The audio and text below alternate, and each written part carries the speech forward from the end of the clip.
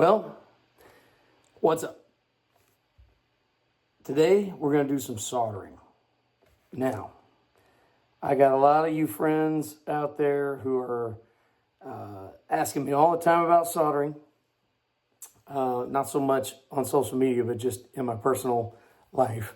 And while I don't mind soldering stuff for you guys, if I can do it, anybody can do it, okay?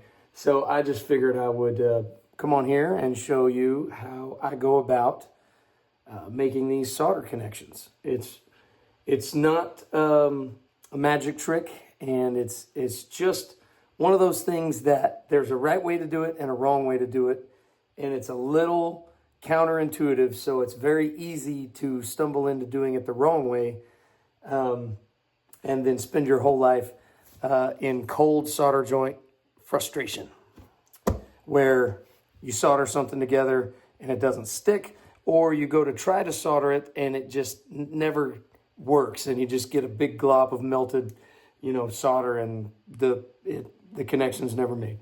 So I'm gonna help you guys with that. It's very, very easy to solder. It's very easy. It just takes patience and the right tools. The tools are everything. And then on top of all that, just the mindset, what we're trying to do has to be understood. So you do need an understanding of what it is that we're doing when we solder things. So I've got this subsnake, XLR subsnake, and I'm reversing one of the leads that's going to be used for a monitor send. So instead of inputs, we need an output. So we got to just basically swap the ends. So I've already removed both ends. I have one end here and the other over here. So we're just going to swap them. So we're going to put new connections on there rather than disconnect the old and put them back in. So I guess that's where we would start. If you've got a new connector, then it's not a big deal. If you got an old connector though, like this one, then you wouldn't want to just desolder this and then resolder it. That's a no-go. And the reason why is it's dirty, debris. Contaminants, I guess, would be the right word. We want to eliminate contaminants when we're soldering, because that will be what prevents the two pieces from sticking. So unlike welding you actually fuse two materials together to become a new material. So in other words, there's not a joint anymore. It's now two things become one thing. That's welding.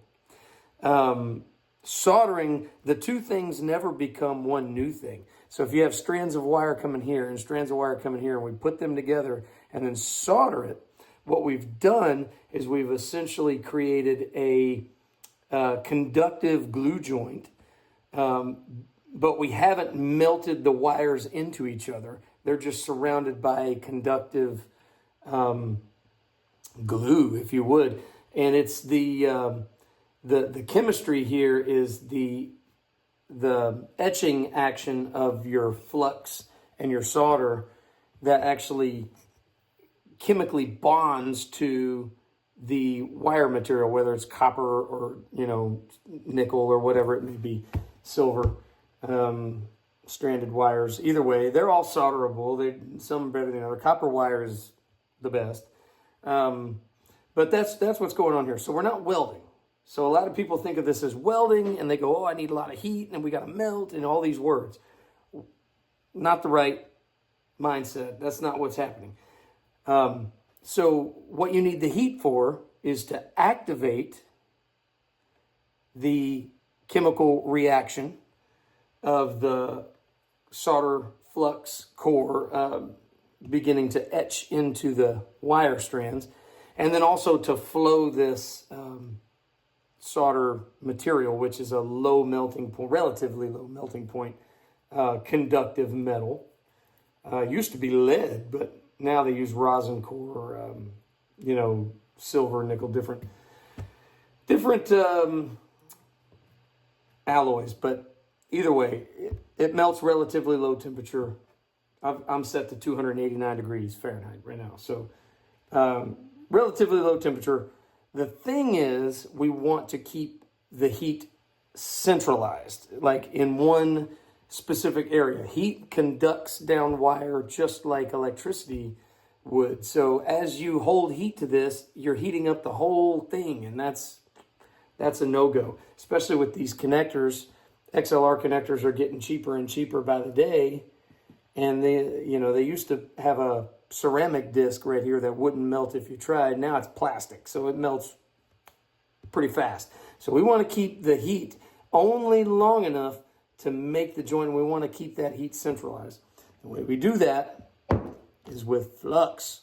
This holds heat relative to an area, and it also adds a little bit more etching power to the joint. So that's what we want. So here's what we're going to do. Step one is to take your raw wire. We're going to gather the strands up. We're going to get them dipped in some flux. Okay. And then set that aside for a second. We're going to make sure we have a clean iron tip. Tin the tip of the iron. A good little dab on there. And then we'll just come back over, and it's going to be enough to flow that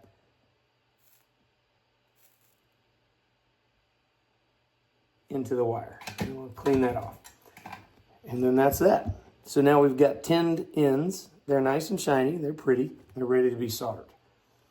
Then we'll, on this side, we're going to switch from this side connector to this side connector, which is essentially the male end,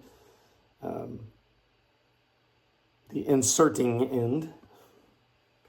And what we need to do for that, we're going to move this out of the way for a second. And if you've got a heat-sensitive surface, which I do, you may want to place something down that's not as heat-sensitive. And so I'm going to use, I don't know what I'm going to use. We're going to figure it out together. How about that? This will work. We'll just use the iron pan itself. So let me turn this around where you can see it.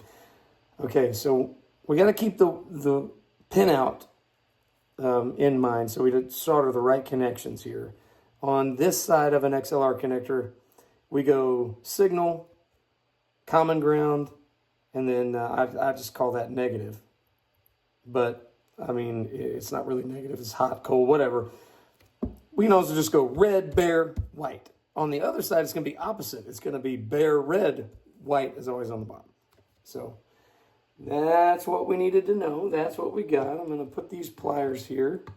Now what these pliers are going to do is two things. They're going to stabilize my medium, my material.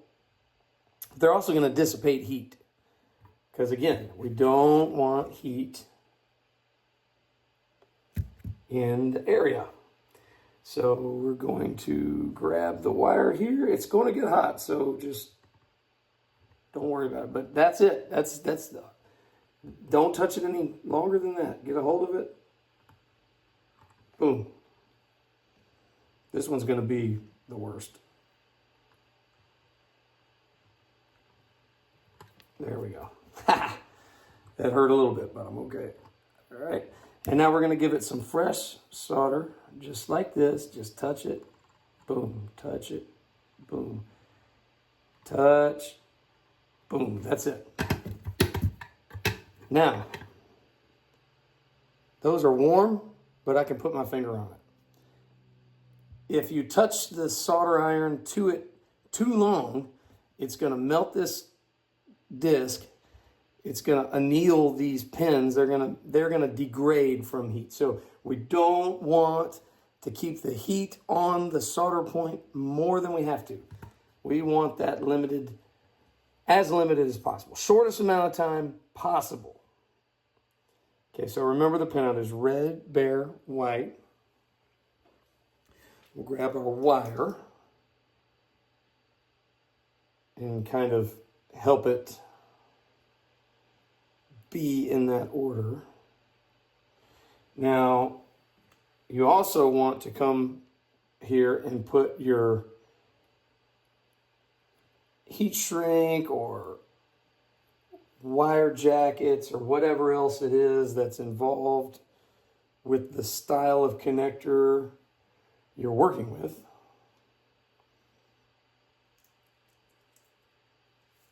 Put all that on there.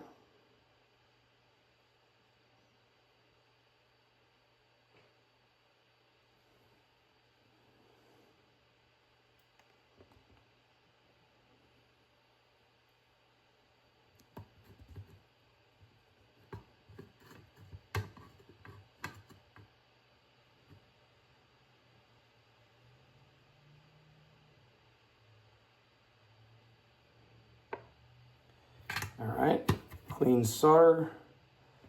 We need to put a fresh dollop of solder on the solder tip, iron tip. And come over here, we're gonna do this bare wire first. It's a little difficult to get it on there.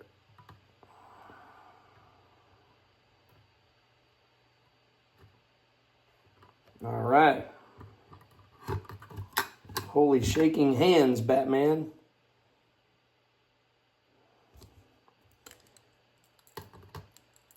All right.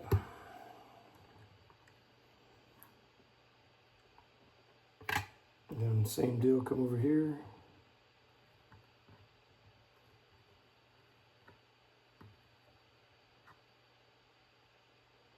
No longer than we have to have it on there. That's the key. And that's that. As you can see, the soldering joints are nice and shiny. They're not showing bare wire. They're tight. Check this ground line real fast because this is for monitors. So we're just going to check and make sure we got a solid, yep, see? Nice and solid. Put the heat shrink back over it. And then, to finish off a monitor, or to finish off this side monitor line, it can be any line, but this side of the connection. We're going to put that back on there. We're going to slide that in there. It's keyed, so it only goes one way. And then we'll slide this on to where it goes in. And then this screws on. And that's that. We got an XLR line ready to rock and roll. Rinse, wash, and repeat for the other side. Boom.